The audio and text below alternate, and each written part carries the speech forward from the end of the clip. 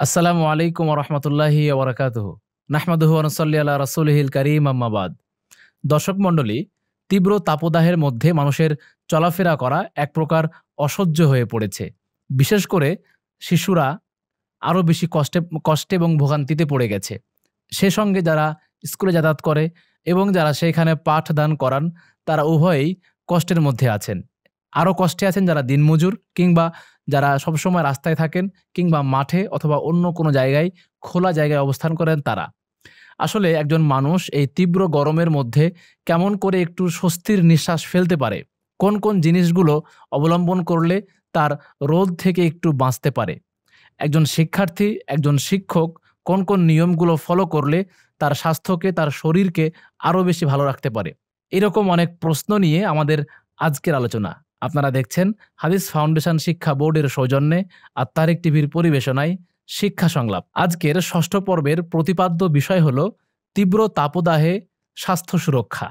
আমরা আমাদের স্বাস্থ্যকে কেমন করে ভালো রাখতে পারি এই বিষয়ে আজকে জানার চেষ্টা করব। আপনারা অবশ্যই দেখবেন এবং অন্যকে দেখার জন্য অধিক হারে শেয়ার করবেন। অন্যের সঙ্গে এই সমস্ত স্বাস্থ্য সচেতন বিষয়গুলো নিয়ে আলোচনা করবেন, সবার উপকারে আসবে ইনশাল্লাহ। আমাদের সঙ্গে আজকের অতিথি হিসাবে আছেন রাজশাহী মেডিকেল কলেজের সম্মানিত চিকিৎসক ডাক্তার মহিদুল হাসান মারুফ। একই সঙ্গে তার আরও একটি পরিচয় হচ্ছে তিনি আহলে হাদিস পেশাজীবী ফোরামের একজন সক্রিয় কর্মী। আমরা আমাদের আজকের অনুষ্ঠানে তাকে স্বাগত জানাচ্ছি। আসসালামু আলাইকুম রহমতুল্লাহ। ওয়ালাইকুম আসসালাম রাহমাতুল্লাহ। কেমন আছেন স্যার? আলহামদুলিল্লাহ, আল্লাহ ভালো রেখেছেন। আপনি কেমন আছেন? আলহামদুলিল্লাহ, আমরাও ভালো আছি। প্রথমেই আমরা আপনাকে অসংখ্য ধন্যবাদ জানাচ্ছি যে আপনি অল্প সময়ের মধ্যেই আমাদের সঙ্গে সময় দিয়েছেন এবং আমরা আশা করি যে আমরা আপনার কাছ থেকে অনেক জ্ঞান অর্জন করতে পারবো এবং আমাদের দর্শকদের অনেক স্বাস্থ্য সুরক্ষামূলক টিপস আমরা পাবো ইনশাআল্লাহ। ইনশাআল্লাহ ইনশাআল্লাহ। জাযাকাল্লাহু খায়রান। অসংখ্য ধন্যবাদ। আমরা আপনার কাছ থেকে অনেক বিষয় জানবো ইনশাআল্লাহ। আমরা প্রথমেই যে বিষয়টা জানতে চাইবো সেটা হচ্ছে যে এই প্রচন্ড গরমে একজন মানুষের কি কি সমস্যা হতে পারে, বিশেষ করে যারা স্কুলগামী শিক্ষার্থী বাচ্চাদের, তাদের কিরকম সমস্যা হতে পারে, যদি এই বিষয়ে একটু বিস্তারিত বলতেন। ধন্যবাদ আমাকে কথা বলার সুযোগ করে দেওয়ার জন্য। আর তারেক টিভিতে এই প্রথম আমি কোনো প্রোগ্রামে অংশগ্রহণ করছি। এই গরমে বিশেষভাবে স্বাস্থ্য সমস্যা যেগুলো বেশি আমরা ফেস করে থাকি হাসপাতালে, আমার অভিজ্ঞতার প্রেক্ষাপটে বলতে গেলে সাধারণত গরমে হিট রিলেটেড কিছু অসুস্থতা হয় এবং হিট রিলেটেড ছাড়াও গরমকালীন পরিবেশের জন্য কিছু অসুস্থতা হয়। হিট রিলেটেড অসুস্থতা ইতিমধ্যেই জনগণের মধ্যে একটা সচেতনতা বা একটা মানে মানুষের মধ্যে একটা আলোচনা তৈরি হয়েছে। হিট স্ট্রোক, হিট সিনকোপ, মানে হিটের কারণে মানুষ হঠাৎ করে অজ্ঞান হয়ে যাওয়া, হিটের কারণে মানুষ শরীর অবসন্ন হয়ে যাওয়া, প্রচণ্ড ঘাম হওয়া, এবং এগুলো থেকেই মূলত বাকি স্বাস্থ্য যে অসুবিধাগুলো হয় আমরা ধীরে ধীরে আলোচনা করব। আর হিটের সাথে সম্পর্কিত ছাড়াও গ্রীষ্মকালীন সময় যে ধরনের রোগগুলোর প্রকোপ সাধারণত বেড়ে যায় সেগুলোর মধ্যে রয়েছে সিজনাল ফ্লু, টাইফয়েড জ্বর, জন্ডিস, স্কিনের কিছু সমস্যা এ সময় বেড়ে যায়, যেমন স্কিনের ফাঙ্গাল ইনফেকশন, স্কিনে ঘামাচির সমস্যা, স্কিনে চুলকানির সমস্যা। এছাড়াও সাধারণত যাদের অ্যাজমা থাকে তাদের মাঝেও কখনো কখনো শরীরে ঘাম বসে সর্দি, কাশি, ঠান্ডার সমস্যার সাথে অ্যাজমার সমস্যাটাও এ সময় বেশি হয়ে যায় এবং এ সময় বিভিন্ন ধরনের ইনফেকশনজনিত সমস্যাগুলোও বেশি হতে পারে। আর পানি স্বল্পতা থেকে সাধারণত এ সময়ে পেশাবের সমস্যা হতে পারে এবং অনেক সময় কোষ্ঠকাঠিন্য বেড়ে যাওয়ার কারণে পাইলস, ফিশার, এই ধরনের বিভিন্ন ধরনের স্বাস্থ্য সমস্যা এই গরমের সময় অধিক হারে দেখা যায়। জাযাকাল্লাহু খায়রান। তাহলে আমরা মোটা দাগে বলতে পারলাম যে কয়েকটা, যেমন তাপের কারণে মানুষের হিট স্ট্রোক হচ্ছে কিংবা শরীর গরমে যে সমস্ত বিষয়গুলো সেগুলো আসছে, এছাড়াও আরও যে সমস্ত গ্রীষ্মকালীন সমস্যাগুলো হয় সেগুলো আসছে ইনশাল্লাহ। তো এখন যদি আমরা প্রাথমিক কোনো চিকিৎসার কথা বলি কিংবা তাৎক্ষণিক যদি আমরা কোনো চিকিৎসার কথা বলি, তাহলে আমরা এই সমস্ত যেন আমাদের এই রোগ থেকে আমরা এড়িয়ে চলতে পারি, এক্ষেত্রে আমরা কোন কোন পদক্ষেপগুলো অনুসরণ করতে পারি? আমরা কিছু কমন পদক্ষেপ এখানে ফলো করতে পারি যেগুলো সকল ধরনের স্বাস্থ্য সমস্যা থেকে আমাদের নিরাপদে রাখতে সহায়ক হবে। সেগুলো বলতে গেলে ১ম এই অবশ্যই গরমে যতটুকু নিজেকে সেফ রাখা যায়, যতটুকু গরম পরিবেশ, আ গরমের মাঝে যে অস্বস্তিদায়ক পরিবেশ, সেখান থেকে গরমের রোদ থেকে যতটুকু আমাদের নিজেদেরকে সেফ রাখা যায়, এর সাথে আমাদেরকে পর্যাপ্ত পরিমাণে পানি পান করতে হবে। হঠাৎ করে গরম থেকে কোনো ঠান্ডা পরিবেশে এসিতে বা ফ্যানের বাতাসের সামনে অথবা গরম থেকে এসেই হঠাৎ করে গোসল করা, এই ধরনের অভ্যাস থেকে আমাদেরকে সচেতন থাকতে হবে। সাথে গরমে শরীরে যাতে ঘাম বসে না যায়, সেই ক্ষেত্রে আমাদের সচেতনতা খুবই দরকার। এছাড়াও আমাদেরকে পরিষ্কার পরিচ্ছন্ন থাকা সারা বছরের জন্য যেমন দরকার, এই গরমকালীন সময়ে আরও বেশি দরকার। আমাদের পার্সোনাল হাইজিন মেইনটেইন করা বলতে আমাদেরকে অবশ্যই খাওয়ার আগে, বাথরুম থেকে ফেরার পরে অবশ্যই খুব ভালো করে ২ হাত সাবান দিয়ে ভালো করে পরিষ্কার করতে হবে। সাথে আমাদেরকে খোলা বাসি খাবার, রাস্তার ধারের খাবার এবং ভাজা পোড়া তেল চর্বি জাতীয় যে খাবারগুলো আছে সেগুলো খাওয়া বিষয়ে আমাদেরকে যথাসম্ভব বিরত থাকতে হবে। এছাড়াও আমাদের বিভিন্ন ধরনের যে ধরনের সমস্যা যখন হবে, সেই ধরনের সমস্যা অনুসারে তখন আমাদেরকে পদক্ষেপ নিতে হবে বা নিজের মানে উদ্যোগী হতে হবে। হ্যাঁ, চিকিৎসকের পরামর্শ নিতে হবে আরকি। তাহলে আমরা যদি বলতে চাই এক বাক্যে, তাহলে এরকমভাবে বলতে হয় যে আমাদেরকে পানি পানের বিষয়টা খেয়াল রাখতে হবে। আর এর সঙ্গে নিজেকে যেমন রোদ থেকে রক্ষা করা যায় বা রোদ থেকে একটু দূরে থাকা যায় সেই চেষ্টা করতে হবে। গরম পরিবেশ থেকে, গরমের হিট থেকে যতটুকু নিজেকে সেফ রাখা যায়।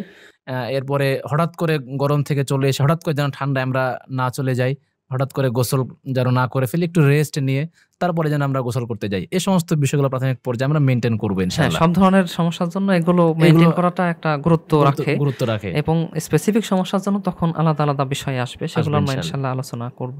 জি ইনশাআল্লাহ। প্রিয় দর্শক, আপনারা অবশ্যই দেখবেন এবং অন্যকে দেখার জন্য অধিকারে শেয়ার করবেন। আপনারা দেখছেন হাদিস ফাউন্ডেশন শিক্ষা বোর্ডের সৌজন্যে আত্মারিক টিভির পরিবেশনায় শিক্ষা সংলাপ। আমাদের আজকের ৬ষ্ঠ পর্বের প্রতিপাদ্য বিষয় হলো তীব্র গরমে স্বাস্থ্য সুরক্ষা, যেটা আমাদের প্রত্যেকের প্রয়োজন। বিশেষ করে যারা স্কুলে যাওয়া আসা করে বাচ্চারা, তাদের জন্য বিষয়টা মেইনটেইন করাটা আরও বেশি প্রয়োজনীয়। এই জন্য আপনারা দেখবেন এবং অন্যকে দেখার জন্য অধিকারে শেয়ার করবেন।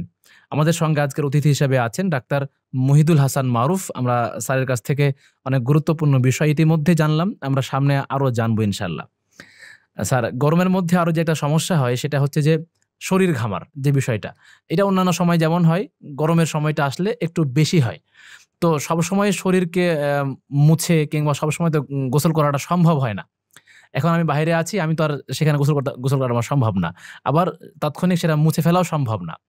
এবং বাতাস লাগলে ওই ঘামটা শুকিয়ে যাচ্ছে আমার শরীরেই এবং আস্তে আস্তে সেই ঘামটা আমার শরীরে বসে যাচ্ছে।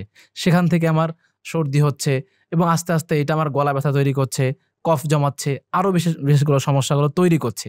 সেই ক্ষেত্রে আমরা কোন পন্থা অবলম্বন করতে পারি, কি পরামর্শ দেবেন?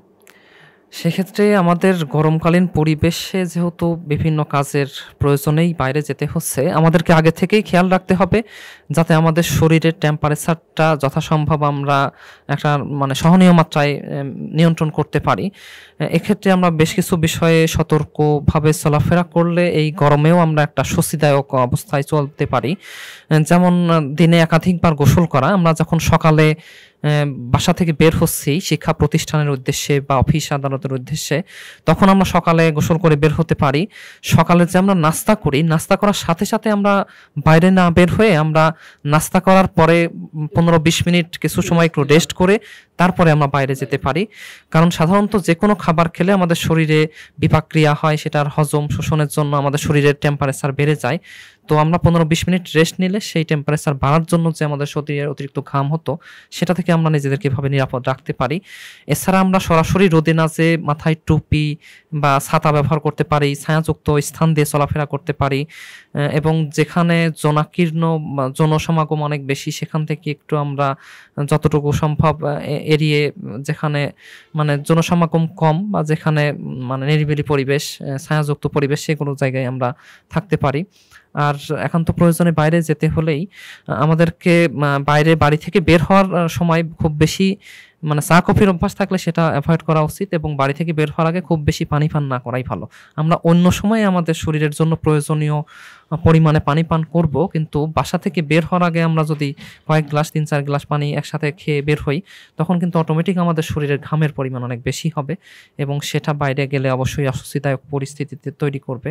আর আমাদের সাথে আমরা সাধারণত রুমাল রুমাল, টিস্যু এগুলো রাখতে পারি, যেটা দিয়ে আমাদের যতটুকু সম্ভব আমাদের শরীরের ঘামগুলো মুছে নিতে পারি। বিশেষভাবে আমরা যখন এসিতে যাব অথবা কোনো ফ্যানের সামনে যাব, অথবা মাঝে মধ্যে যাদের স্কিনের সমস্যা হয়ে থাকে বা হচ্ছে, বা যাদের অ্যাজমার সমস্যা আছে অথবা কোল্ড অ্যালার্জি সমস্যা আছে, খুব অল্পতেই হাঁচি কাশি হয়ে যায়, তাদের জন্য আমরা এই পরামর্শই দেব, ঘামটা যথাসম্ভব মুছে নিতে হবে যতটুকু সম্ভব। পুরোপুরি তো আসলে বাইরে সম্ভব না, এখন রুমাল দিয়ে, টিস্যু দিয়ে যতটুকু সম্ভব, তার মানে নিজের কাছে এগুলো অ্যাভেলেবল রাখতে হবে, নিজের একটা অভ্যাস তৈরি করে নিতে হবে এই পরিস্থিতিতে নিজেকে ভালো এই রাখার জায়গাটাতে জন্য। যেটা হয় দেখা যায় যে আমাদের যে সমস্ত বাচ্চারা স্কুলে যায় কিংবা যে সমস্ত টিচাররা স্কুলে যান, তারা কিন্তু অধিকাংশ সময় নাস্তা করার পরপরই রেস্ট না নিয়ে বের হন, অধিকাংশ সময় এটা হয়ে যায়। আপনি যেটা বলছিলেন যে নাস্তা করার পরে কিছুক্ষণ রেস্ট নিয়ে তারপরে তারা বের হলেন শরীরটা ঠান্ডা করার পরে।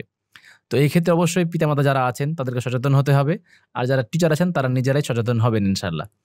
আর যখন দেখা যায় যে আমার বাচ্চাটা বাহির থেকে আসলো, আসার পরে কিন্তু তাৎক্ষণিক বাচ্চার অভিভাবকরা তাকে বিভিন্ন রকম পানীয় পান করানোর চেষ্টা করেন।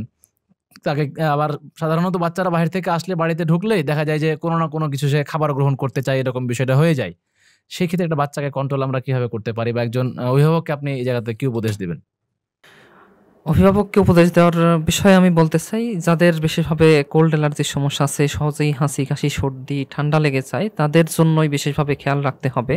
বাইরে থেকে আসা মাত্রই আগে যেটা করতে হবে, শরীরের পোশাকটা পরিবর্তন করে শরীরের যেটুকু ঘাম আছে সেটা তোয়ালে দিয়ে বা রুমাল দিয়ে সেটা মুছে শুকিয়ে নিয়ে তারপরে ফ্যানের সামনে বা বাসায় যদি এসির ব্যবস্থা থাকে এসির সামনে যাওয়া যেতে পারে।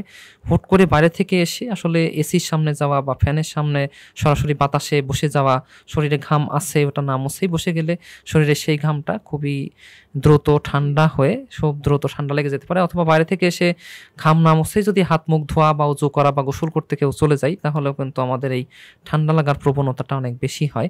আর বাইরে থেকে এসে সাধারণত অনেকেই পানি পিপাসায় মানে কাতর থাকেন, সেজন্য তারা ঠান্ডা পানীয় কিছু গ্রহণ করতে চান। সেক্ষেত্রেও পরামর্শ, যাদের কোল্ড অ্যালার্জি আছে, অ্যাজমা আছে, তাদেরকে অবশ্যই পরিপূর্ণভাবে বিরত থাকতে হবে। আর যাদের এগুলো সমস্যা নেই তাদেরও যথাসম্ভব সহনীয় মাত্রায় এগুলো গ্রহণ করতে হবে, যাতে খুব বেশি মাত্রায় ঠান্ডা হঠাৎ করে গ্রহণ করার দরুন ঠান্ডাজনিত সমস্যা, সর্দি কাশি এবং এখান থেকে নিউমোনিয়াও হতে পারে, এগুলো যাতে না হয় সেজন্য অবশ্যই এক্ষেত্রে খেয়াল রাখা উচিত। খেয়াল রাখতে হবে।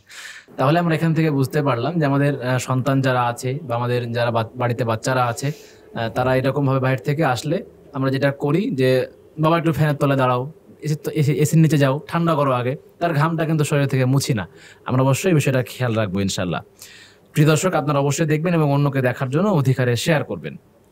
এরপরে যে বিষয়টা জানতে চাইবো আপনার কাছে সেটা হলো যে এই গ্রীষ্মকালে কিংবা তীব্র তাপদাহের কারণে শরীর থেকে আমাদের অনেক পানি বের হয়ে যায়, ঘামের মাধ্যমে হয়, আবার দেখা যায় যে পেশাবের মাধ্যমে হয়, এরকমভাবে অনেকভাবে আমাদের শরীর থেকে পানি বের হয়ে যায়। তো এখন শরীরে যে পানির স্বল্পতা, এটা বোঝার কোনো উপায় আছে কিনা, কিংবা আমরা এই ক্ষেত্রে কোন কোন পদক্ষেপগুলো অবলম্বন করতে পারি? হ্যাঁ, আমাদের আসলে পানি স্বল্পতা বোঝার জন্য মহান আল্লাহ সুবহানাহু ওয়া তাআলা আমাদেরকে বেশ কিছু ব্যবস্থা দিয়েছেন, আমরা সেটা খুব সহজেই যে কোনো সাধারণ মানুষই বুঝতে পারি। পানি স্বল্পতা হলে সাধারণত আমরা পেশাবের দিকে খেয়াল করলেই খুব সহজে অনুমান করতে পারি যে আমাদের আসলে পানি স্বল্পতা আছে কিনা, কেমন মাত্রায় আছে, আমাদের পেশাবের রংটা কেমন হচ্ছে। সাধারণত আমাদের পেশাবের রংটা সাদা বা কিছুটা খড়ের রঙের মতো হওয়ার কথা, কিন্তু যদি পেশাবের রংটা একদম হলুদ হয়ে যায়, পেশাবে আমাদের জ্বালা পোড়া তৈরি হয়, অথবা আমাদের হয়তো 7-8 ঘন্টা পার হয়ে গেছে, আমাদের পেশাব হচ্ছেই না বা পেশাবের কোনো মানে চাপও আসে নাই, বেগও আসে নাই, তাহলে আমরা বুঝতে পারি যে আমাদের শরীরে পানি স্বল্পতা তৈরি হয়েছে। এছাড়াও সাধারণত অনেক সময় মানে হাত পা ঝিমঝিম করতে পারে, কামড়াতে পারে, মাথা কামড়াতে পারে, ব্যথা হতে পারে, কখনো কখনো একটু মেজাজটা খিটখিটে হতে পারে, গলা শুকিয়ে যেতে পারে, মুখ শুকিয়ে যেতে পারে। এগুলোর মাধ্যমে বুঝতে পারি যে আমাদের আসলে পানি স্বল্পতা তৈরি হচ্ছে। এবং সাধারণত শরীরের ঘামের মাধ্যমেই আমাদের পানি এখানে বেশি লস হয়ে থাকে, এবং এটার পরিমাণ আসলে নির্ধারণ করা যায় না যে আমাদের কতটুকু লস হলে পানি স্বল্পতা হবে বা পানি শূন্যতা হবে। তো আমরা পেশাবের রং দেখে, পেশাবের পরিমাণ দেখে, পেশাবের জ্বালাপোড়া আছে কিনা, এগুলোর দিকে খেয়াল রেখেই সাধারণত পানি স্বল্পতা বুঝতে পারি, গেজ করতে হবে। হ্যাঁ, আচ্ছা আচ্ছা। হ্যাঁ, তো যদি আমরা যেটা বলতে চাই, তাহলে যদি আমার শরীরের পানির ঘাটতি পড়ে কিংবা আমার শরীরের পানির প্রয়োজন হয়, তখন আমরা যে আপনি যেগুলো বললেন, পেশাবের রং পরিবর্তন হওয়া, জ্বালা পোড়া হওয়া, আরও যে সমস্ত বিষয়গুলো বললেন, এগুলো আমরা দেখলে তো বুঝতে পারবো। যদি আমাকে একটু বলতেন যে একজন মানুষের শরীরে দৈনিক কতটুকু পানির প্রয়োজন পড়ে, এবং আমাদের এই পানি পানের ক্ষেত্রে কতটা গুরুত্ব দেওয়া প্রয়োজন? আসলে হিট রিলেটেড যতগুলো অসুস্থতা আছে, যেগুলো হিট স্ট্রোক বা এই ধরনের যে অসুস্থতাগুলো রয়েছে, এগুলো মূলত পানি স্বল্পতা বা পানি শূন্যতা থেকেই হচ্ছে। গরম আবহাওয়ায় আমাদের চলাফেরা করতে হবে, থাকতে হবে, কিন্তু এর মাঝে আমরা পানি স্বল্পতা বা পানি শূন্যতার ঘাটতি পূরণ করে যদি চলতে পারি, তাহলে এই অসুস্থতা থেকে অ্যাবাউট 80% আমরা সেফ থাকতে পারি। আর পানি স্বল্পতা বা পানি শূন্যতা হচ্ছে কিনা সেটার লক্ষণগুলো আমরা জানলাম। আর এখন আমরা যেটার মাধ্যমে বুঝবো যে আমাদের শরীরে পানি স্বল্পতা আছে কিনা বা পানি আসলে আমি পর্যাপ্ত পান করছি কিনা, সেটা বোঝার জন্য আমাদের পেশাবের দিকেই লক্ষ্য রাখতে হবে। পেশাবের পরিমাণ পর্যাপ্ত হচ্ছে কিনা সেটা পেশাবের রং দেখে খেয়াল করতে হবে। রং যদি সাদা হয় তাহলে বুঝতে হবে আমার পেশাবের পরিমাণ পর্যাপ্ত আছে। এবং পেশাব সাধারণত 24 ঘন্টায় 4 থেকে 5 বার যে কোনো বয়সী যে কোনো মানুষের হলেই আমরা ধরে নিতে পারি এটা স্বাভাবিক আছে। এবং পেশাবের জ্বালা পোড়া যদি না থাকে তাহলে আমরা বুঝতে পারি যে আমাদের পানির পানের পরিমাণটা ঠিক আছে। আর পানি পানের জন্য আলাদা কিছু হিসাব আছে, কিছু হিসাব করে যদি আমরা পানি পান করতে চাই, সেক্ষেত্রে আমি বলবো যে আমাদের যতটুকু ওজন আছে ওজনের সাথে আমরা 40 মিলিলিটার গুণ করে নিতে পারি। সাধারণত 1 কেজি ওজনের জন্য 40 মিলিলিটার পানি আমাদের 24 ঘন্টায় প্রয়োজন হয় অ্যাভারেজ হিসেবে। তো আমাদের ওজনের সাথে আমরা 40 গুণ করে সেটাকে আমরা যে মানে গ্লাসে বা যে মগে পানি পান করছি সেটার সাথে একটা এভারেজ হিসেব করে আমরা পানি পানটা হিসাব করতে পারি। আর এগুলো হিসেব রাখতে সমস্যা হলে বা রাখা সম্ভব না হলে আমাদের সারাদিনে পেশাব কতটুকু হচ্ছে, কখন হয়েছে এবং কেমন হয়েছে সেটার দিকে খেয়াল করেই আমরা পানি পান কতটুকু করতে হবে এটা সহজেই বুঝতে পারবো। সেটা হলো পেশাবের রং সাদা হতে হবে, পেশাবের জ্বালা পোড়া থাকা যাবে না, এবং কমপক্ষে 24 ঘন্টায় আমার 5 বার পেশাব হচ্ছে কিনা সেটা খুব ভালো করে খেয়াল রাখতে হবে। তাহলে আমাদের পানি স্বল্পতা বা পানি শূন্যতার যে জটিলতা বা এই ধরনের রিস্ক থেকে আমরা অনেকগুলো রিস্ক থেকে আমরা বেঁচে থাকতে পারি ইনশাআল্লাহ। আমাদের ক্ষেত্রে যে সমস্যাটা যেটা হয়, আমরা বাঙালিরা কিংবা আমরা নিজেরাও যে সকালবেলা পানি খাই যখন নাস্তা হয় সে সময়, আবার দুপুরবেলায় পানি খাওয়ার চেষ্টা করি ভাত খাওয়ার সময়, আবার রাতে গিয়ে, এই যে মাঝখানে যে লম্বা সময়টা অধিকাংশ মানুষই কিন্তু এই সময়ে পানি পান করার যে বিষয়টা তারা কিন্তু অ্যাভয়েড করে চলেন। এবং জাপানিজদের একটা বিষয় দেখছিলাম, যখন তারা বাইরে বের হয় প্রত্যেকের কাছে একটা করে ওয়াটার বোতল থাকে এবং তারা সবাই কিন্তু ক্যারি করে পানির বোতল। সেই জায়গাতে আমরা বাঙালিরা কিংবা আমরাই দেখা যায় যে অনেক সময় এই জিনিসটা মেনটেন করা হয় না। মানুষজন কি বলবে কিংবা অন্যান্য সমস্ত বিষয় আমরা ঝামেলা মনে করি। সবকিছু মিলিয়ে কিন্তু আমরা এই জায়গাটাই অনেকটাই এক প্রকার নিজের স্বাস্থ্যের দিক দিয়ে আমরা বেখেয়াল হয়ে যাচ্ছি। এই জায়গাটা আমাদেরকে খেয়াল রাখা প্রয়োজন মনে হয়। এবং আমি যতটুকু জানি যে যদি একজন মানুষ তার শরীরের সমস্ত জিনিসগুলোকে ঠিক রাখতে চায় তাহলে তার পানি পানের তো কোনো বিকল্প নেই। অবশ্যই আমাদের আসলে পানির অপর নাম জীবন, এটা আমরা প্রবাদ হিসেবে জানি। এবং আমাদের শরীরের অধিকাংশ অংশই পানি, অ্যাবাউট 70% পানি। আমাদের যে বিশ্ব আল্লাহ সৃষ্টি করেছেন এই পৃথিবীরও 70%ই পানি, মানে অধিকাংশই পানি। সেক্ষেত্রে আমরা সারাদিনে যত কিছুই করি না কেন, যা কিছুই খাই না কেন, স্বাস্থ্য সচেতনতামূলক আমরা যত কিছুই পদক্ষেপ গ্রহণ করি না কেন, পানি পর্যাপ্ত পান না করা পর্যন্ত আমাদের শরীরের কোনো অঙ্গ প্রত্যঙ্গই পরিপূর্ণ সুস্থ সুন্দরভাবে কাজ করতে পারবে না। বেশিরভাবে এখানে কিডনি আক্রান্ত হওয়ার সম্ভাবনা অনেক বেশি। এবং আমাদের দেশের প্রেক্ষাপটে যেটা আমাদের দেশের কিডনি ফাউন্ডেশন গবেষণা করে দেখেছে, আমাদের দেশের কিছু শ্রমজীবী মানুষ এবং কৃষকদের মধ্যে যে কিডনির সমস্যা তৈরি হচ্ছে, কিডনির একদম বিকল থেকে শুরু করে কিডনি বিনষ্ট হয়ে যাওয়া পর্যন্ত জটিলতা তৈরি হচ্ছে শুধুমাত্র এই পানি স্বল্পতা বা পানির ঘাটতি থেকে। এবং এটা আসলে তাদের প্রেশার ডায়াবেটিস নাই, হয়তো তাদের আলাদা অন্য কোনো সমস্যা নাই, কিন্তু তাদের কিডনি বিকল হয়ে যাচ্ছে কেন, এই গবেষণা করতে যেয়ে এই মানে চাঞ্চল্যকর তথ্য উঠে আসছে। হয়তো বা অনেকেই এটা জানেন না যে পানি পর্যাপ্ত পান না করার দরুন আমাদের দেশের শ্রমজীবী মানুষ এবং যারা বাইরে কাজ করেন বা কৃষক, তাদের মধ্যে কিডনি বিকল পর্যন্ত হয়ে যাচ্ছে। তো এই ভয়ানক আসল বিষয় সচেতনতার জন্য আমাদের আসলে পানি পান করার গুরুত্ব দেওয়া খুবই প্রয়োজন। এবং পানি পান কতটুকু করলে আমাদের শরীরের জন্য পর্যাপ্ত হবে সে বিষয়ে আমি বললাম, সেগুলো বিষয়ে আসলে সচেতনভাবে প্রতিদিন আমাদেরকে মনিটরিংয়ে রাখা প্রয়োজন। এটা তো আসলে রেগুলার মনিটরিংয়ের বিষয় এবং সারা জীবনের একটা বিষয় যে আমরা আসলে সারা জীবনে প্রতিদিন 24 ঘন্টায় কতটুকু পানি পান করছি তার ভিত্তিতে আমাদের কিডনি, লিভার, হার্ট থেকে শুরু করে আমাদের শরীরের প্রত্যেকটি অঙ্গ প্রত্যঙ্গ কতটুকু সতেজ, কতটুকু প্রাণবন্ত, কতটুকু ভালো থাকবে সেটা নির্ভর করছে।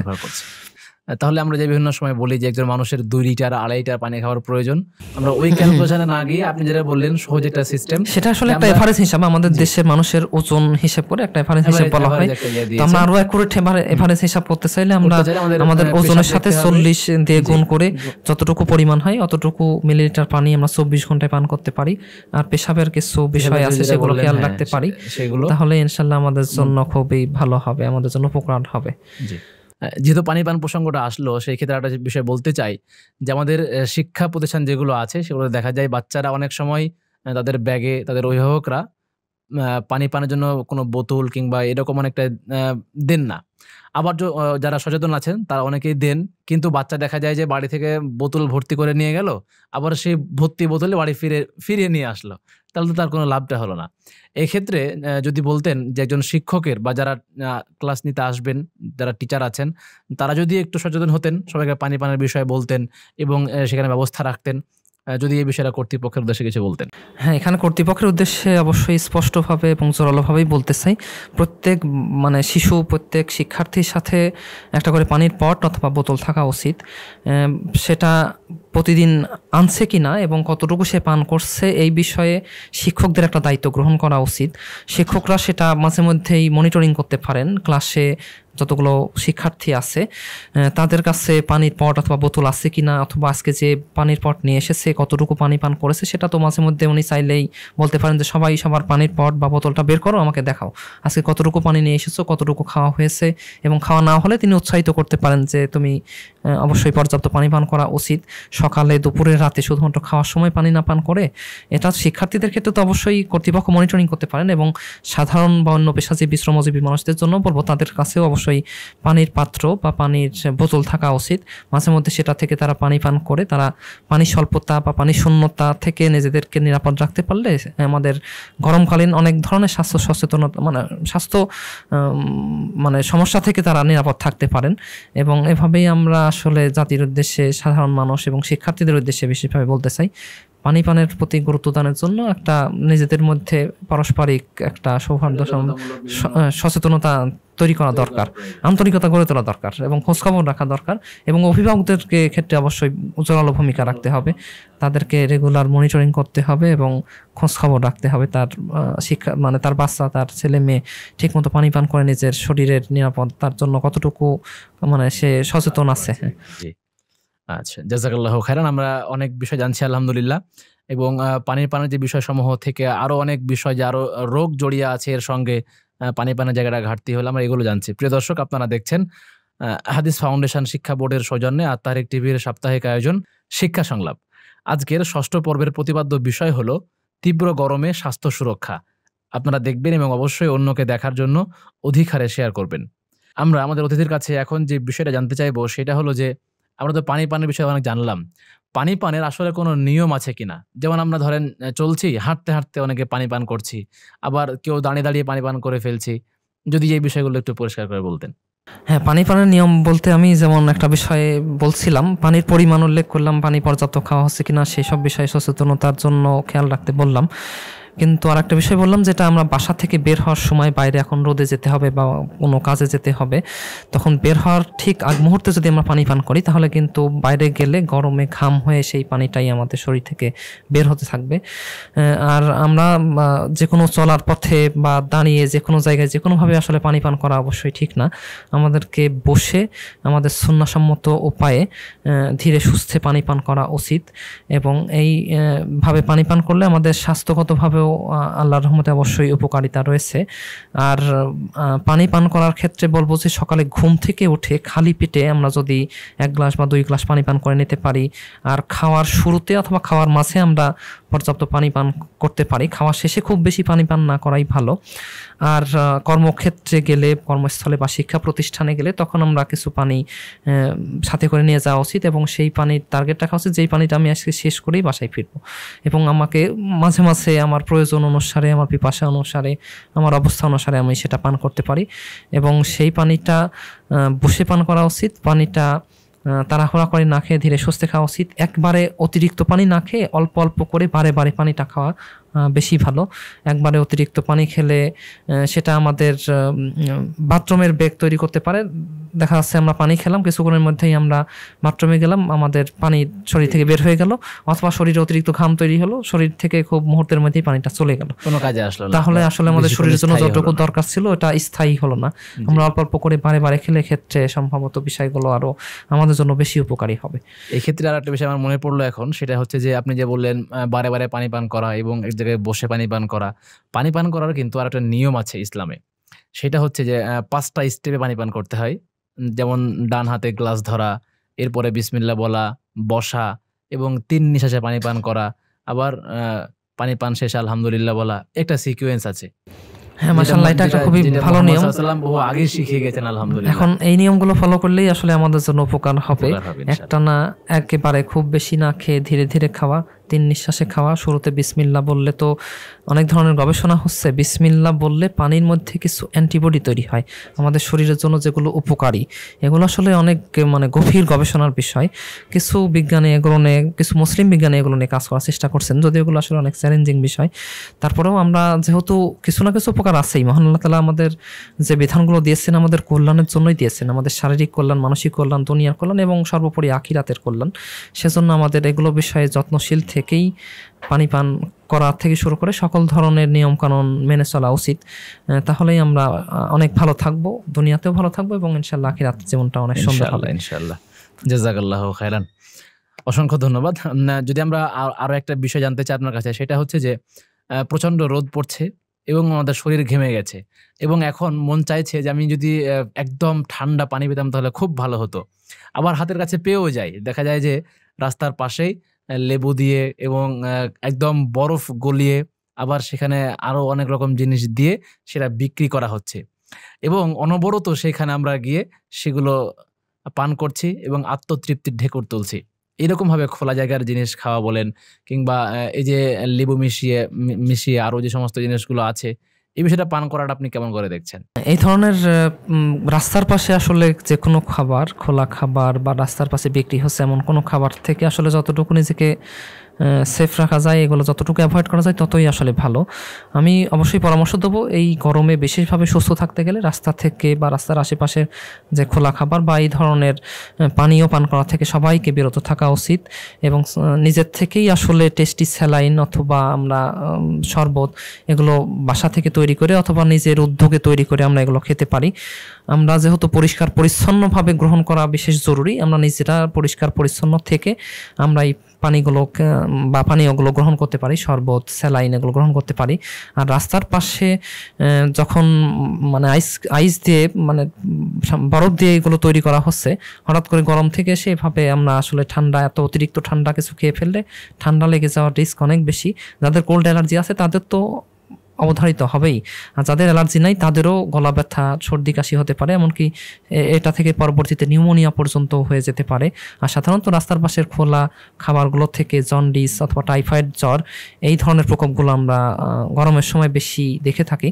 তো এই বিষয়ে শিক্ষার্থীদের বিশেষভাবে সচেতন থাকা দরকার, অভিভাবকদের সচেতনতা জরুরি এবং বড় মানুষ যারা শ্রমজীবী পেশাজীবী আছি তাদেরও বিশেষভাবে খেয়াল রাখা উচিত, একটু সংযত থাকা উচিত, একটু ধৈর্যশীল থেকে নিজ উদ্যোগে নিজের মতো করে এই ধরনের পানীয়, শরবত, স্যালাইনগুলো যদি আমরা নেই তাহলে আমরা অনেকগুলো রোগ থেকে নিজে নিরাপদ থাকতে পারি। অসংখ্য ধন্যবাদ। আমরা এ পর্যায়ে আরো একটি বিষয় জানতে চাই আপনার কাছে, সেটা হচ্ছে যে এই গরমের সময় মানুষের অনেক মানসিক পরিবর্তন আসে। দেখা যায় যে অনেক বাচ্চা খিটখিটে স্বভাবের হয়ে যায়, সে একটুতেই রেগে যায় এবং মানসিক দিক দিয়ে সে এক প্রকার তার মধ্যে যেন অতিষ্ঠতা কাজ করে এবং সে একটুতেই রেগে যায়। এই যে সমস্ত বিষয়গুলো আছে, একজন গ্রীষ্মকালে বা এই গরমের সময় যদি শিক্ষার্থীর মেন্টাল হেলথ নিয়ে কিছু বলতেন। হ্যাঁ, শিক্ষার্থীর মেন্টাল হেলথ খুবই জরুরি বিষয়। আমাদের শিক্ষার্থীরা যদি মানসিকভাবে প্রফুল্ল থাকে, হাসি খুশি থাকে, মন মেজাজ ভালো থাকে, তাহলে তাদের পড়াশোনা ভালো হবে, পড়াশোনায় মনোযোগটা ভালো বসবে। আর এইগুলো যে সমস্যাগুলো বললেন এগুলোরও কিন্তু মেইনলি উৎপত্তি হচ্ছে পানি স্বল্পতা বা পানি শূন্যতা থেকে, পর্যাপ্ত পানির অভাব থেকে। এবং আমাদের যেহেতু ঘামের মাধ্যমে পানি এবং কিছু লবণ শরীর থেকে বের হয়ে যাচ্ছে, অনেক সময় লবণের ঘাটতি থাকলেও এই ধরনের মন মেজাজে পরিবর্তন পরিবর্তন, মেজাজটা একটু খিটখিটে, একটু বিরক্তি ভাব, অথবা অল্পতেই রেগে যাওয়া, পড়াশোনায় মনোযোগ না বসা, ক্লাসে মনোযোগ না বসা, বা অস্বাভাবিক আচরণ করা, এগুলো বিভিন্ন ধরনের সমস্যা আমরা দেখে থাকি। তো এজন্য আমি বলবো অবশ্যই পর্যাপ্ত পরিমাণে পানি পানটাই এখানে নিশ্চিত করতে হবে, রাতে ভালো ঘুম নিশ্চিত করতে হবে, এবং গরম পরিবেশ, গরম হিট থেকে, গরমের যে অতিরিক্ত তাপ প্রবাহ, সেটা থেকে যতটুকু নিজেকে নিরাপদ রাখা যায়।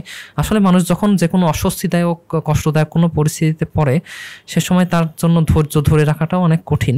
তো আমাদের আগে থেকেই খেয়াল রাখতে হবে যাতে খুব গরমে অস্বস্তিদায়ক, কষ্টদায়ক কোনো পরিস্থিতিতে আমাদেরকে না পড়তে হয়। আর শিক্ষার্থীদের জন্য পর্যাপ্ত পানি পান এবং গরমে নিজেকে কিভাবে ভালো রাখা যায়, নিজের শরীরের তাপমাত্রা কতটুকু নিয়ন্ত্রণ করা যায়, সেজন্য আমি বলবো যে মাঝে মধ্যে সম্ভব হলে রুমাল ভিজিয়ে হাত মুখ এগুলো একটু মুছে নেওয়া উচিত, তাহলে শরীরের হিটটা সেখানে নিয়ন্ত্রণ হবে।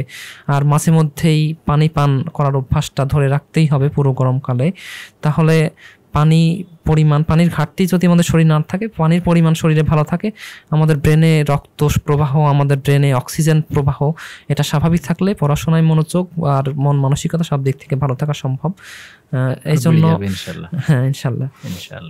তাহলে যদি আমরা বলতে চাই, তাহলে বলতে হবে এই জায়গাটাই পানি পান করতে হবে পর্যাপ্ত, সে সঙ্গে রাতের ঘুমটা পর্যাপ্ত হতে হবে, আর নিয়মিত গোসলের যেটা অভ্যস্ত হওয়া, আর নিজেকে গরম থেকে ঠান্ডার দিকে বেশি রাখার চেষ্টা করতে হবে। হ্যাঁ, এই মোটামুটি দিকগুলো আমরা খেয়াল রাখলে একজন শিক্ষার্থীর মেন্টাল হেলথ বলি, কিংবা এই গরমের যে মানসিক যে সমস্যাগুলো হয়, সেখান থেকে মানসিক যে পরিবর্তনগুলো হয়, সমস্যা হলে তো আসলে অনেক বড় বিষয়, জটিলতা তৈরি হলে তো আরো বড় বিষয়। তবে হিট স্ট্রোক হলে মানসিক কিছু পরিবর্তন বা সমস্যা দেখা যায়, সেগুলো আমরা পরবর্তীতে আলোচনা করব ইনশাআল্লাহ। আমরা যে বিষয়টা এখন আলোচনা করতে যাইবো সেটা হচ্ছে যে এই গরমের সবচেয়ে বড় এবং সবচেয়ে মারাত্মক যে বিষয়টা, সেটা হলো হিট স্ট্রোক করা। এই বিষয়টা যে একজন মানুষ আসলে হিট স্ট্রোক করলো কিনা, এর উপসর্গগুলো কি কি, এবং কোন লক্ষণগুলো দেখে বুঝতে পারবো যে এই ব্যক্তিটার হিট স্ট্রোক হলো, এবং আমি নিজেই আমার শরীরের আসলে আমার এইদিকে চলে যাচ্ছে কিনা, আমি সেগুলো কিভাবে বুঝতে পারবো। আর যদি হয়ে যায় তাৎক্ষণিক, তাহলে ওই ক্ষেত্রে আমার করণীয় কি হবে? হ্যাঁ, এই বিষয়টা আমাদের জন্য বিশেষভাবে এখন জরুরি। হিট স্ট্রোকে কিছু মানুষ, ইতিমধ্যে বাংলাদেশের কিছু মানুষ, একজন ডাক্তারও মারা গেছেন। তো হিট স্ট্রোকের বিষয়ে আসলে কতটুকু সচেতনতা জরুরি, এই ঘটনাগুলো থেকে আমরা বুঝতে পারছি। হিট স্ট্রোকের কিছু লক্ষণ আছে। সহজভাবে আমি বলতে গেলে, হিট স্ট্রোক আক্রান্ত হওয়ার আগে সাধারণত মানুষের শরীরের ঘামটা বন্ধ হয়ে যাবে। ঘামটা আমাদের শরীর থেকে হিট বাইরে বের করে দেওয়ার জন্য কাজ করে থাকে। তো আমাদের শরীরের ঘামটা যদি কমে যায় বা একেবারেই বন্ধ হয়ে যায়, আমরা তখন খুবই সতর্ক হয়ে যাওয়া উচিত যে আমার ঘামটা বন্ধ হয়ে যাচ্ছে, মানে আমাদের শরীরের যে নর্মাল মেকানিজম বা যে নর্মাল মানে পদ্ধতিগুলো মহান আল্লাহ তাআলা দিয়েছেন আমাদের উপকারের জন্য, সেগুলো আস্তে আস্তে অ্যাবনর্মালিটির দিকে যাচ্ছে, অস্বাভাবিক ভাবে রেসপন্স করছে। সাধারণত তাপ প্রবাহ বেশি থাকলে, বাতাসে আর্দ্রতা বেশি থাকলে শরীর থেকে ঘাম এর মাধ্যমে হিটটা পরিবেশে আর যেতে পারে না, তখন ঘাম সাধারণত আস্তে আস্তে কমতে থাকে, এবং বন্ধ হয়ে গেলেই সাধারণত শরীরের তাপমাত্রা অতিরিক্ত মাত্রায় বেড়ে যায়। শরীরের তাপমাত্রা 40 ডিগ্রি সেলসিয়াসের উপরে বেড়ে গেলে, শরীরের ঘাম একদম বন্ধ হয়ে গেলে, মাথা প্রচন্ড ব্যথা শুরু হলে, বমি বমি ভাব বা বমি, অথবা হঠাৎ করে ডায়রিয়া শুরু হলে, অথবা মানসিকভাবে হঠাৎ করে ভারসাম্যহীন আচরণ, অস্বাভাবিক আচরণ, খুবই খারাপ দুর্ব্যবহার অনেক সময় আশেপাশে মানুষের সাথে হয়ে যেতে পারে।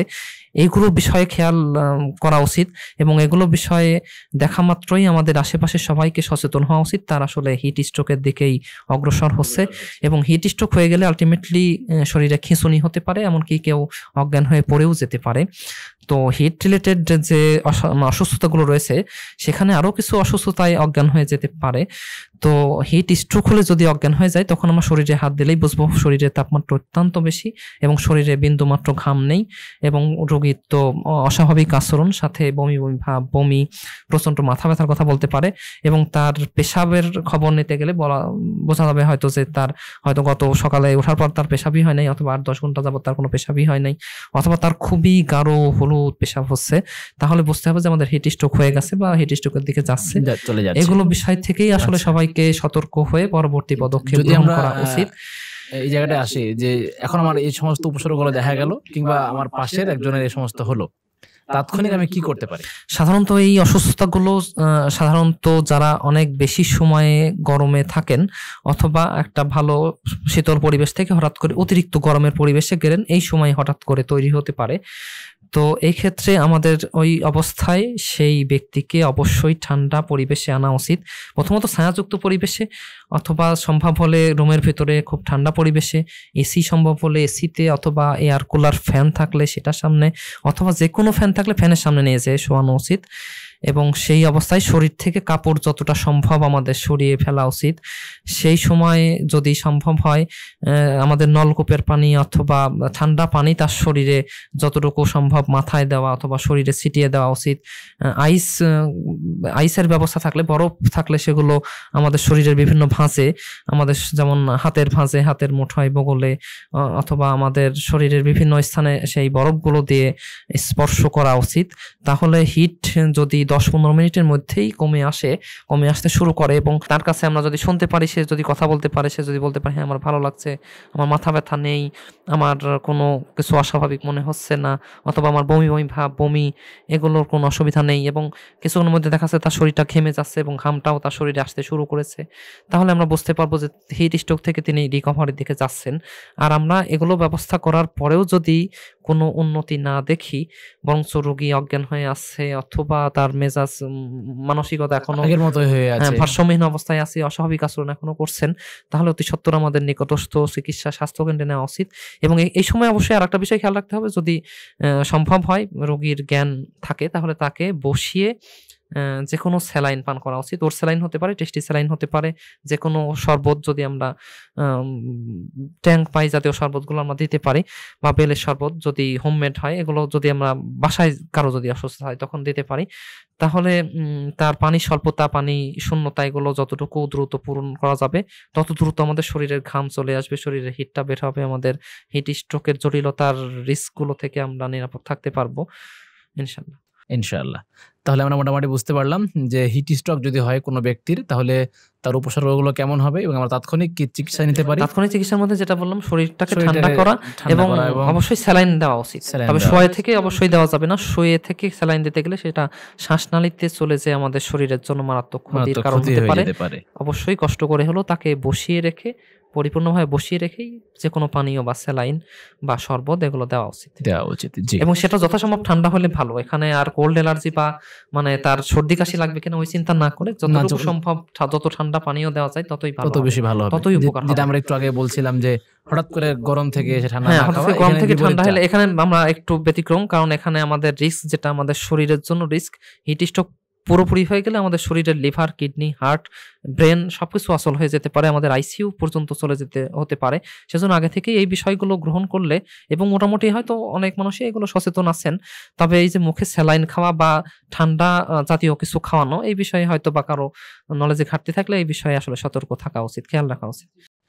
প্রিয় দর্শক, অবশ্যই আমরা সমস্ত বিষয়গুলো খেয়াল রাখবো, এবং যেহেতু তীব্র তাপদাহ চলছে, আপনি এবং আপনার আশেপাশের কেউ যদি এরকম রোগে আক্রান্ত হয়ে যায়, তাহলে আমরা অবশ্যই তাৎক্ষণিক এই সমস্ত ব্যবস্থাগুলো নেব এবং অতি দ্রুত নিকটস্থ হাসপাতালে নিয়ে যাওয়ার চেষ্টা করব। প্রিয় দর্শক, আপনারা অবশ্যই দেখবেন এবং অন্যকে দেখার জন্য অধিকারে শেয়ার করবেন। এই সমস্ত গুরুত্বপূর্ণ বিষয়গুলো অবশ্যই যেমন আপনার জানার প্রয়োজন আছে, অন্য কারো জানার প্রয়োজন আছে, যেন অন্যের কাছেও এরকম বার্তাগুলো পৌঁছে যায়, সেজন্য অবশ্যই আপনি অধিকারে শেয়ার করবেন, অন্যের সঙ্গে এ বিষয়ে আলোচনা করবেন। এর পরবর্তীতে আপনারা যে বিষয়টা জানতে চাইবো সেটা হচ্ছে যে অতিরিক্ত গরমের কারণে দেখা যায় যে আমাদের অনেক শিক্ষার্থী ক্লাসে অজ্ঞান হয়ে পড়ে যায়। আসলে এই অজ্ঞানটা সে কোন দিক থেকে হতে পারে, এবং যদি অজ্ঞান কেউ হয়ে যায়, তাৎক্ষণিক প্রাথমিক চিকিৎসার ব্যবস্থাগুলো আমরা কি রাখতে পারি? হ্যাঁ, এটা একটা খুবই গুরুত্বপূর্ণ বিষয়। বিশেষভাবে শিক্ষা প্রতিষ্ঠানে এই ঘটনাগুলো বেশি ঘটে, অনেক সময় বাইরের পরিবেশেও কিছু সাধারণ মানুষদের মধ্যেও দেখা যায়। অজ্ঞান হয়ে গেলে তাকে প্রথমেই যে কোনো ঠান্ডা ছায়াযুক্ত স্থানে নেওয়া উচিত এবং তাকে পুরোপুরি শুয়ে দেওয়া উচিত, এবং সম্ভব হলে তার পা দুইটা একটু উঁচু করে পায়ের যে মাংস পেশিগুলো আছে সেগুলো আমরা হাত দিয়ে একটু ম্যাসাজ করে দিতে পারি, এবং কিছুক্ষণের মধ্যেই তার জ্ঞান ফিরে আসার সম্ভাবনা থাকে। সাধারণত 1 মিনিটের মধ্যেই জ্ঞান ফিরে আসে। এর মাঝেও যদি জ্ঞান ফিরে না আসে, তাহলে আমরা নিকটস্থ স্বাস্থ্যকেন্দ্র, হাসপাতাল বা ডাক্তারের সাথে যোগাযোগ করা উচিত। আর জ্ঞান ফিরে আসার সাথে সাথে আমরা তাকে অবশ্যই বসিয়ে নরমাল স্যালাইন বা টেস্টি স্যালাইন নরমাল তাপমাত্রার, সেগুলো আমরা পান করিয়ে দিতে পারি। এগুলো সাধারণত হিট রিলেটেড অসুস্থতা, শরীরের হিট যখন বের হতে না পারে স্কিনে যে সাধারণত আমাদের ব্লাড সার্কুলেশনগুলো স্কিনে বেশি চলে যায়, তখন দেখা যাচ্ছে আমাদের ব্রেনে ব্লাড সরবরাহের পরিমাণ কমে যায়, তখনই সাধারণত এগুলো বেশি হয়। এবং পানি স্বল্পতা থাকলেও এই রিস্কটা বেশি থাকে। সেজন্য এখানেও আবার একইভাবে পানি স্বল্পতা যাতে না হয়, নিয়মিত পর্যাপ্ত পরিমাণে কিছুক্ষণ পর পর সবসময় মাঝে মধ্যে অল্প অল্প করে হলেও পানি পান করতে থাকা উচিত।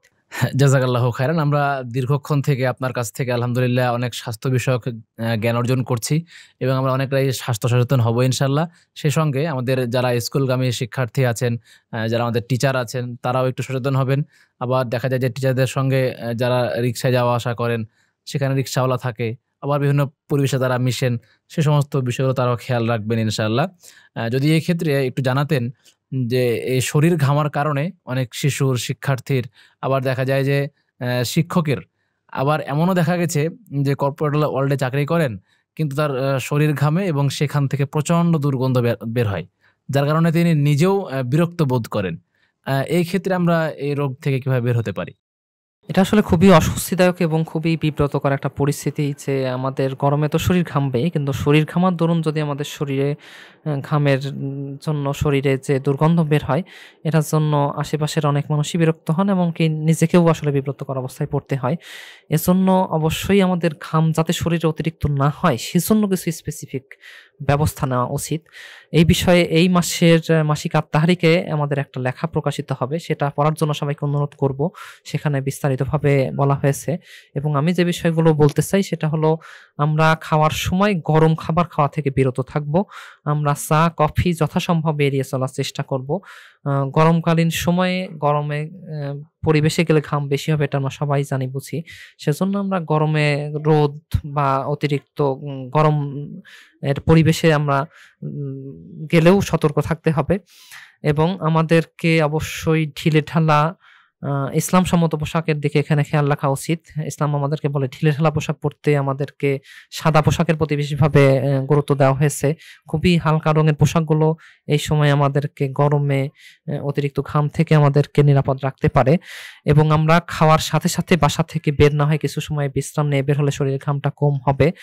আমরা যদি গরমের পরিবেশে থাকতেই হয়, আমরা মাঝে মধ্যে রুমাল, টিস্যু এগুলো দিয়ে আমাদের শরীরের ঘামটা মুছে নিতে পারি এবং আমরা বাসা থেকে বের হওয়ার আগে, কর্মক্ষেত্রে যাওয়ার আগে অবশ্যই গোসল করে নেওয়া উচিত। যাদের এই ধরনের সমস্যা হয় তাদেরকে এটা বিশেষভাবে খেয়াল রাখতে হবে।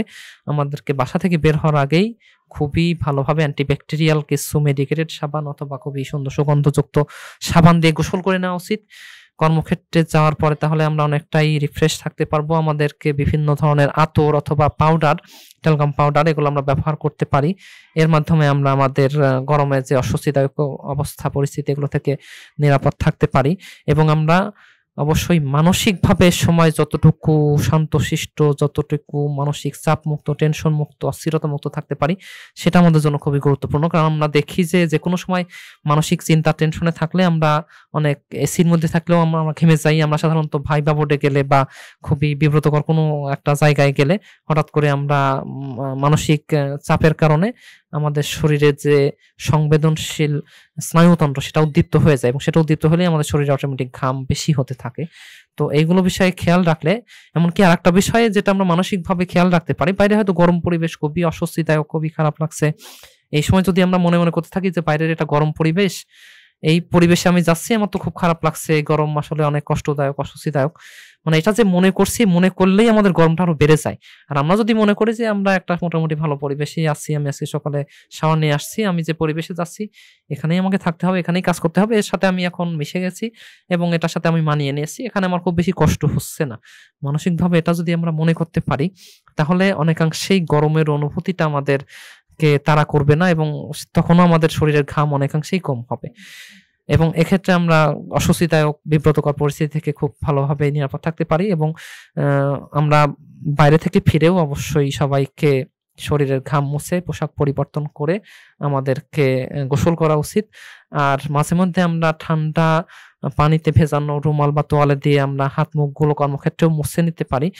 আর আমরা প্রতিদিন চেষ্টা করব আলাদা আলাদা পোশাক পরতে। একই পোশাক পরে প্রতিদিন গেলে তো অবশ্যই সেটার দুর্গন্ধ বেশি হবে।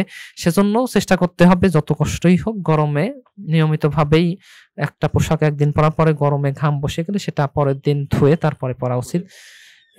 এভাবে আমরা আমাদের চর্মরোগ, বিভিন্ন ধরনের চর্মরোগ থেকেও আমরা নিরাপদ থাকতে পারি ইনশাআল্লাহ। জি, ইনশাআল্লাহ। জাযাকাল্লাহু খাইরান। অসংখ্য ধন্যবাদ।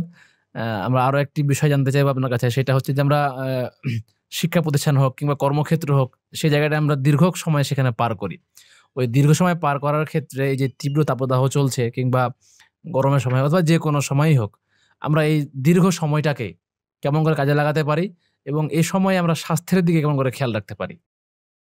এটা আমাদের জন্য বিশেষভাবে গুরুত্বপূর্ণ, কারণ আমাদের দৈনন্দিন জীবনের প্রয়োজনে, আমাদের পেশাজীবী জীবনের জন্য, আমাদের শিক্ষা জীবনের জন্য আমাদেরকে বাইরে থাকতে হয়, বাইরে যেতে হয়, বাইরে কাজ করতে হয়। এই ক্ষেত্রে বাইরে একটা নির্দিষ্ট সময় সাধারণত প্রতিদিন কয়েক ঘন্টা পর্যন্ত অবস্থান করতে হয়। আর যারা শ্রমজীবী মানুষ তাদেরকে তো সকাল থেকে একদম সন্ধ্যা পর্যন্তই অবস্থান করতে হয়। তো এক্ষেত্রে বলবো যারা সূর্যের মানে সরাসরি সূর্যের রোদে থাকতে হয় তাদেরকে অবশ্যই ১.৫ থেকে ২ ঘন্টা পর ১৫ থেকে ২০ মিনিট কমপক্ষে ছায়াযুক্ত স্থানে অবশ্যই বিশ্রাম নিতে হবে। আর যারা অফিসে বা শিক্ষা প্রতিষ্ঠানে যাওয়া আসার পথে রোদে যেতে হচ্ছে, আসতে হচ্ছে, তারা রোদে ছাতা ব্যবহার করবেন, তাদের টুপি বা ক্যাপ ব্যবহার করতে পারেন। হালকা পোশাক, ঢিলেঢালা পোশাক পরে তারা যাবেন এবং তাদের সাথে সবার সাথে বোতল রাখা উচিত এবং মোটামুটি আধা ঘন্টা বা ১ ঘন্টা পর পর অল্প করে হলেও কিছুটা হলেও পানি পান করা উচিত এবং আমাদের সারাদিনের পানি পান করার যে হিসেবটা সেটা মিলিয়ে দেখা উচিত আমার পানি পান পর্যাপ্ত হচ্ছে কিনা এবং খেয়াল রাখতে হবে যে আমার পেশাবটা ঠিক মতো হয়েছে কিনা। কারণ সাধারণত পেশাব বন্ধ হয়ে গেলে বা পেশাবের রং খুবই গাঢ় হয়ে আসলে পরবর্তীতে হিট স্ট্রোকের দিকে, পানি স্বল্পতার কারণেই তো হিট স্ট্রোকের দিকে আমরা এগিয়ে যাই। তো ওই পূর্ব সচেতনতামূলকভাবে আমরা হিট স্ট্রোক থেকে নিজেদেরকে নিরাপদে রাখতে এই বিষয়গুলোই বিশেষভাবে খেয়াল রাখা দরকার। জি, জাযাকাল্লাহু খাইরান। অসংখ্য ধন্যবাদ। আমরা অনুষ্ঠানের শেষ দিকে চলে আসছি। আমরা আর কয়েকটি প্রশ্ন করবো ইনশাআল্লাহ, এরপরে শেষ করব। এই গরমের সময় দেখা যায় অনেকের পেট খারাপ হয় এবং পেট ফেঁপে যায়, আস্তে আস্তে সেখান থেকে ডায়রিয়া শুরু হয়। তো এই গরমের সময় যদি আমরা পেটকে সুরক্ষা রাখতে চাই তাহলে আপনি কি উপদেশ দিবেন? হ্যাঁ, গরমের সময় পেটের সমস্যা এটা খুবই কমন সমস্যা। ডায়রিয়ার প্রকোপটা এই সময় অনেক বেশি হয়। বেশিরভাবে শিশুদের মধ্যে ডায়রিয়ার প্রকোপটা বেশি দেখা যায়। এমনকি প্রাপ্তবয়স্কদের মধ্যেও ডায়রিয়া দেখা যায় এবং মানে বেশিরভাগ ক্ষেত্রেই জানা যায় অধিকাংশই খোলা খাবার, বাসি খাবার বা বাইরের রাস্তার ধারের খাবার খেয়েই এই সমস্যাগুলো হয়েছে, অথবা যারা পার্সোনাল হাইজিন মেইনটেইন করতে কিছুটা হলেও গাফিলতি করছেন তাদের মধ্যে এই সমস্যাগুলো হয়েছে। তো আমি পরামর্শ দেব, শিক্ষা প্রতিষ্ঠানের আশেপাশে সাধারণত বিভিন্ন মানে রাস্তার ধারে কিছু দোকান থাকে, সেখান থেকে শিক্ষার্থীদেরকে দূরে থাকা উচিত। সেখানকার কোনো খাবারই এখন গ্রহণ না করা কর্তব্য।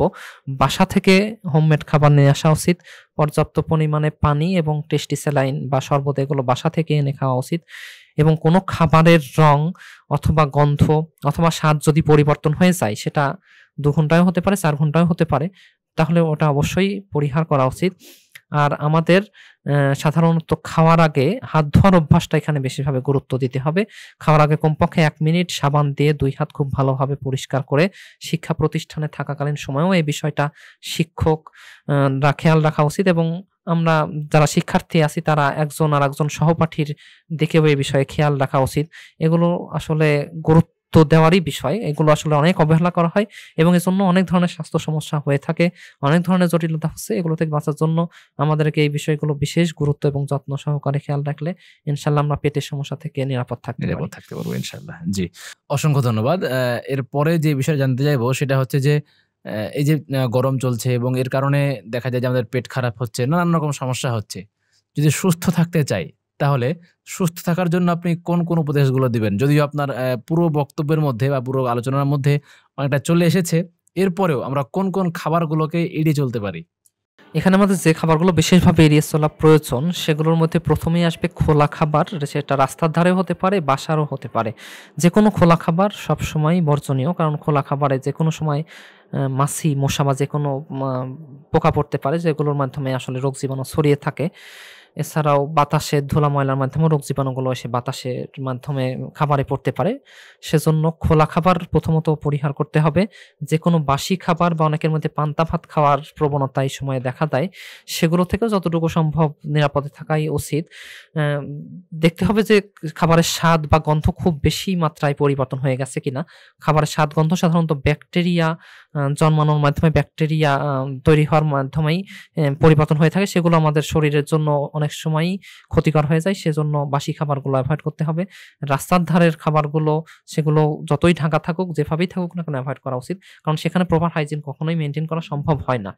আর এর পাশাপাশি ভাজা পোড়া, তৈলাক্ত খাবার, এগুলো খেলে সাধারণত শরীরের বিপাক ক্রিয়া বেশি হয়ে যায়, শরীরের হিটটা অতিরিক্ত হয়ে যায়। সেজন্য এগুলো হজম করাও অনেক সময় অনেকের জন্য কঠিন হয়ে যায়। আর তাড়াহুড়া করে খেলে তো সেটাও হজমের জন্য ক্ষতিকর, মানে হজম হতে সমস্যা দেখা দেয়। তো এগুলোর বিষয়ে খেয়াল রাখা উচিত। এবং চা কফি খাওয়ার অভ্যাস যাদের আছে, সেগুলো এই সময়ে যথাসম্ভব এড়িয়ে চলাটাই বেশি ভালো দরকার। হবে। হ্যাঁ, ইনশাআল্লাহ। জাযাকাল্লাহু খায়রান। আমরা জানলাম যে সুস্থ থাকতে আমরা কোনগুলো এড়িয়ে চলবো। যদি এবার আমাকে বলতেন যে শরীরকে সুস্থ রাখতে এবং ঠান্ডা রাখতে আমরা কোন কোন খাবারগুলো, কোন কোন সবজিগুলো গ্রহণ করতে পারি? হ্যাঁ, এখানে আমরা গ্রীষ্মকালীন বা আমাদের বাজারে পাওয়া যায় যেকোনো ধরনের সবজি আমাদের জন্য খুবই উপকারী। এখানে আমাদের জন্য মাছ, ডিম, এগুলো আমাদের সাধ্যমতো যেটা সম্ভব এগুলো আমাদের স্বাস্থ্যের জন্য উপকারী। আর আমাদের জন্য এখানে বিশেষভাবে উপকারী হবে যে সকল ফলের মধ্যে পানির পরিমাণ অনেক বেশি থাকে, যেমন তরমুজ অথবা লেবু, কমলা, মাল্টা, এই জাতীয় ফলগুলো। সাথে বেলের শরবতটা আমাদের জন্য এখানে বেশিভাবে উপকারী হতে পারে। আর লেবু শরবত করে খাওয়া যেতে পারে, বাসায় লেবু চিনি দিয়ে শরবত তৈরি করে খাওয়া, এটা খুবই উপকারী। আর এখানে আমরা টেস্টি স্যালাইন অথবা ওটস স্যালাইন কমপক্ষে একটা করে প্রতিদিন খাওয়ার অভ্যাস রাখা উচিত, বড় ছোট সবার জন্য। তাহলে আশা করি অনেক ধরনের স্বাস্থ্য সমস্যা, জটিলতা থেকে আমরা নিরাপদ থাকতে পারবো। খুবই সুস্থ, সতেজ, সবলভাবে আমরা কর্মক্ষেত্রে, শিক্ষাক্ষেত্রে আমাদের দক্ষতা উন্নয়ন করতে পারবো এবং নিজেরা এগিয়ে যেতে পারবো। আমরা অনেক ভালো থেকে আমাদের এই গরমকালীন সময়েও স্বস্তিদায়ক একটা পরিবেশের মাঝে নিজেকে রাখতে পারি। এবং স্বাস্থ্য সচেতনতার আসলে অনেকগুলো কথা বলা হয়েছে, সেগুলো খেয়াল রেখে নিজের মতো করে আশেপাশের মানুষের দিকে খেয়াল রেখে আমরা যতটুকু সম্ভব মেনে চললেই আমাদের জন্য উপকার হবে। এগুলো থেকে যত আমরা দূরে থাকবো আমাদের আসলে অপকারই হবে। সেজন্য যত সম্ভব আমাদের সবকিছু খেয়াল রেখে মেইনটেইন করা উচিত। আসলে খুব বেশি নিয়ম নাই, খুবই অল্প নিয়ম, খুবই অল্প কথা। এগুলোই আসলে বারবার বলা হয়েছে। এগুলোই বারবার বলা হয়েছে গুরুত্ব দেওয়ার জন্য। এবং অধিকাংশ সমস্যার পেছনে কিছু কমন কারণই আসছে এবং উপদেশও অলরেডি সবকিছু বলা হয়েছে। সেগুলোই একটু গুরুত্ব সহকারে সবাই খেয়াল রাখলে ইনশাআল্লাহ সবসময় ভালো থাকা সম্ভব। ইনশাআল্লাহ। হ্যাঁ, আমরা দীর্ঘক্ষণ আপনার সঙ্গে আলোচনা করছিলাম আলহামদুলিল্লাহ, এবং আমরা আপনার কাছ থেকে স্বাস্থ্য বিষয়ক অনেক বিষয় জানলাম। এখন আমাদের মানার পালা।